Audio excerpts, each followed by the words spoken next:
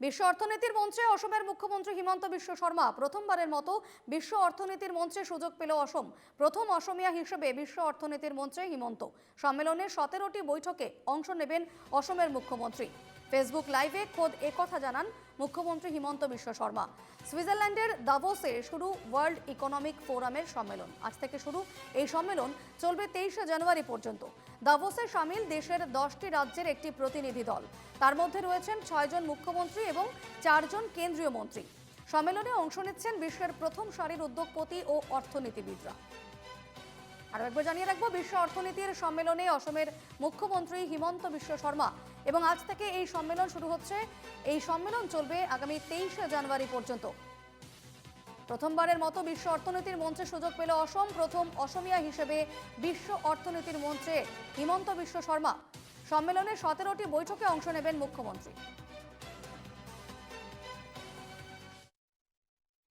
আমাৰ ৰাজ্যখনৰ বাবে এটা বিৰল গৌৰৱৰ ক্ষণ যে ৱৰ্ল্ড ইকনমিক ফৰামৰ দৰে এখন বিশিষ্ট প্লেটফৰ্মত য'ত নেকি গোটেই বিশ্বৰ উদ্যোগপতিসকল আহে, পলিটিচিয়ানসকল আহে, ইণ্টেলেকচুৱেলসকল আহে, ইকনমিষ্টসকল আহে, তেনেকুৱা এখন প্লেটফৰ্মত